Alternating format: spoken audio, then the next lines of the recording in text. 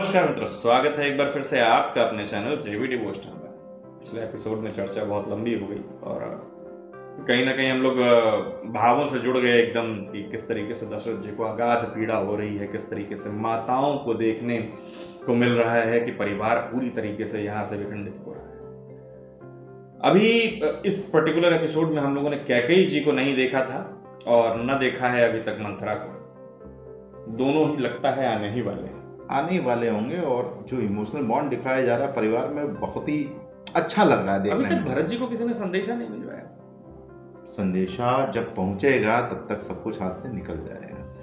अब किस प्रकार से हमें देखने में ये पीड़ा देखने में ऐसा लग रहा है जिस प्रकार से वो बार बार पुत्र राम राम कर रहे हैं ना, और माता कौशल्या का प्रतिक्रिया उसके प्रति। अब उनको ये भी ज्ञात हो गया है कि देवी सीता भी जा रही हैं। वो ये न्यूज़ आगे फॉरवर्ड होगी, उसके बाद लक्ष्मण जी बहुत कुछ है। पीड़ा का आकलन इस तरीके से कर रहे हैं कि वो जो शब्दवेदी बाण चला था ना श्रवण कुमार पे, उनके पिताजी जिस तरीके से बार बार अपने पुत्र श्रवण कर रहे थे, उसी तरीके से ये अपना पुत्र राम राम कर। सबसे बड़ी पुत्र वियोग में तुम भी मरोगे। सबसे बड़ी बात यह है कि ये पुत्र वियोग एक ने नहीं झेला, समस्त प्रजा ने, समस्त परिवार ने झेला।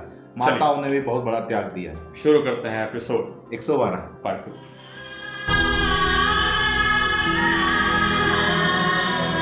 रघुनंदन, यदि आप मेरे निर्णय से सहमत हैं, तो सब लोग मेरे इस निर्णय से सहमत होंगे, क्योंकि मेरा ये निर्णय स्वाभाविक और तर्कसंगत है। मुझे ज्ञात है कि मेरे इस निर्णय से माताओं के साथ पिताजी को भी आघात पहुंचेगा, किंतु मैं अपने स्त्री धर्म के पालन के लिए इन सभी को मना लूंगी। किंतु मुझे ये समझ में नहीं आ रहा है कि आप मेरे इस निर्णय के विरुद्ध क्यों हैं। सीते, पहले तो ये कि माता कैकेयी ने मुझसे जो वचन दिया है उसमें उनकी इच्छा केवल मुझे वन भेजने की है, आपको नहीं।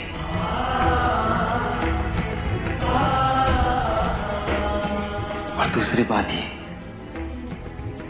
कि मैं स्वयं नहीं जानता कि अगले 14 वर्षों की मेरी जीवन यात्रा कैसी होगी,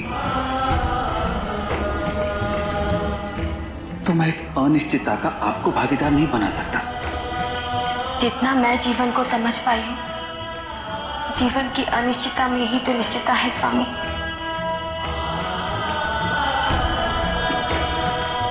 यदि आप भवन में जीवन निर्वाह करने हेतु मुझे अपनी जीवन संगिनी बना सकते हैं, तो वनवास में क्यों नहीं। आपके बिन भवन भी वन भांति प्रतीत होगा मुझे,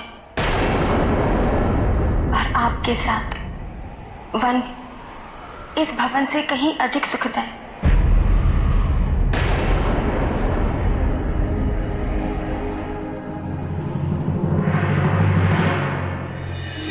नाथ सकल सुख साथ तुम्हारे, सरद विमल विधु बदनु निहारे।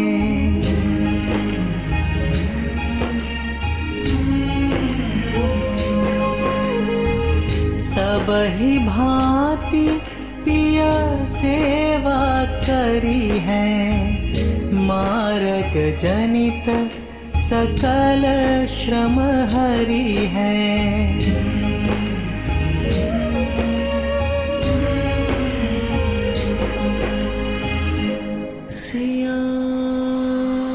सत्य कहा सीते,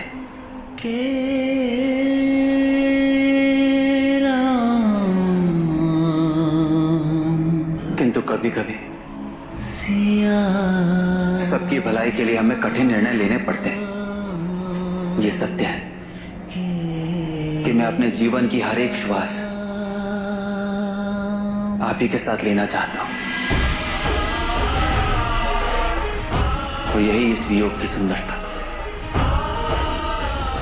कि पुनः इस सुख को पाने की आशा मुझे उस निर्जन वन में भी जीवित रखेगी जिस प्रेम का अस्तित्व देह की सीमा को पार न कर पाए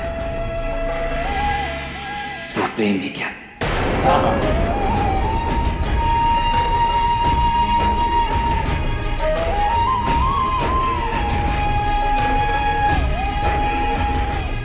आप सदैव अनुभूतियों में मुझे अपने समीप पाएंगे।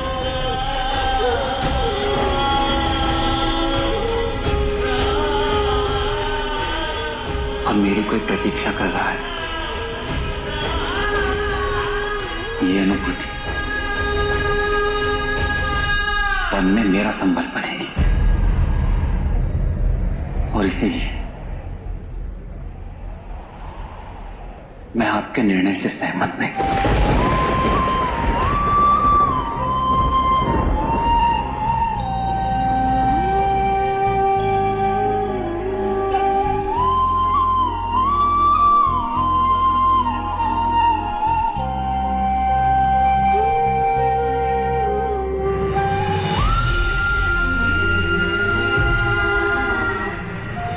मैं जानती हूँ स्वामी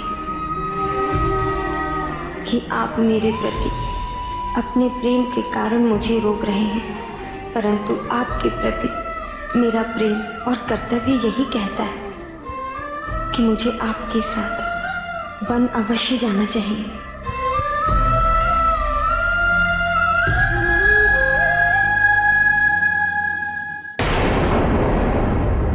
नियम यही कहते हैं कि यदि कोई व्यक्ति 14 वर्षों तक अपनी संपत्ति से दूर रहता है तो उस पर से अपना संपूर्ण अधिकार खो बैठता है। ठीक उसी तरह 14 वर्ष पूर्ण होते ही राम का अयोध्या पर कोई अधिकार नहीं रहेगा, कोई अधिकार नहीं। 14 वर्ष के बाद की बात भी सोचते हैं। इन 14 वर्षों में मेरा भरत संपूर्ण अयोध्या का हृदय जीत चुका होगा। हाँ। और धीरे धीरे सारे लोग राम का नाम भूल चुके होंगे।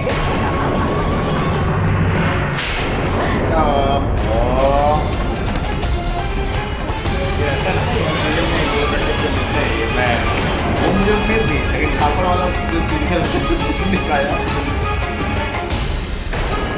मुझे लगा अभी तो मंत्रा को पढ़ा था बीच में।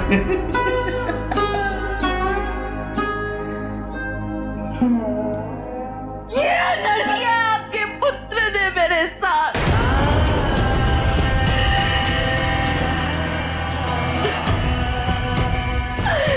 विधवा बना लिया है उसने मुझे। जैसे मेरे पति को मार डाला, नष्ट कर दिया मेरा जीवन।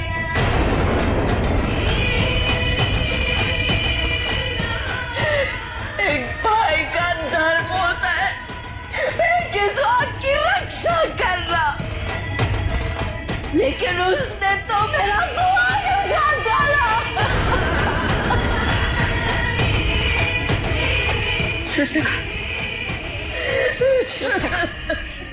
मेरा लंकेश ऐसा नहीं कर सकता। तुम्हें किसी ने भ्रमित किया है।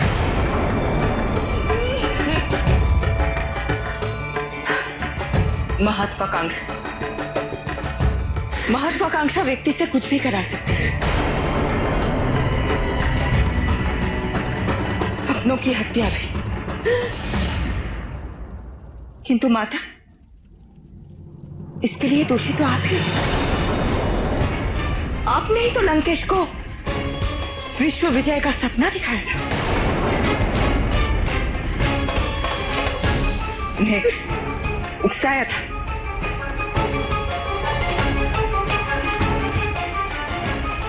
राक्षस कुल की स्त्रियों को ना जाने कितने दुख सहन करने। चलो शूर्पणखा,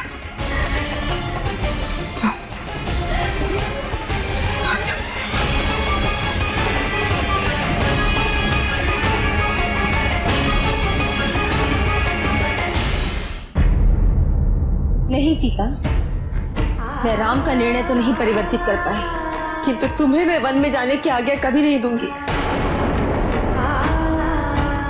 और बिना किसी की आज्ञा लिए तुमने ये निर्णय कैसे ले लिया?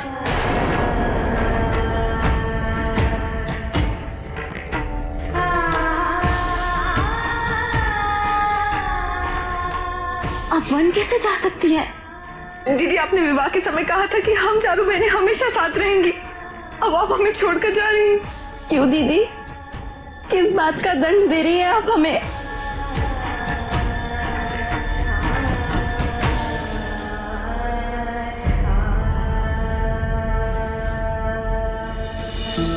एक पत्नी का दायित्व सदैव अपने पति के धर्म को पूर्ण करना होता है। इसीलिए आज अपने पति के साथ वन जाना ही मेरा पत्नी धर्म होगा मां।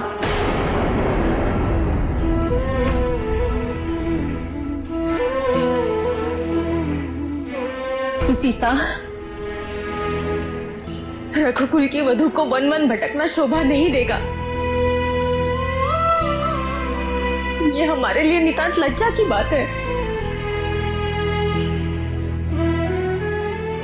तुम क्या चाहती हो? आने वाला समय रघुकुल को धिक्कारे? ये ना ही रघुकुल की रीति है और ना ही परंपरा। नहीं, मैं तुम्हें वन जाने की अनुमति नहीं दूंगी, कदापि नहीं। मेरा पुत्र तो कैकेयी दीदी के दुष्चक्र में फंस चुका है। मैं अपने वधू को इस षड्यंत्र में नहीं फंसने दूंगी। तुम नहीं जानती कि राम का जाना हम सबके लिए कितना बड़ा दुख है, और साथ में तुम भी। नहीं, हम ऐसा कदापि नहीं होने देंगे।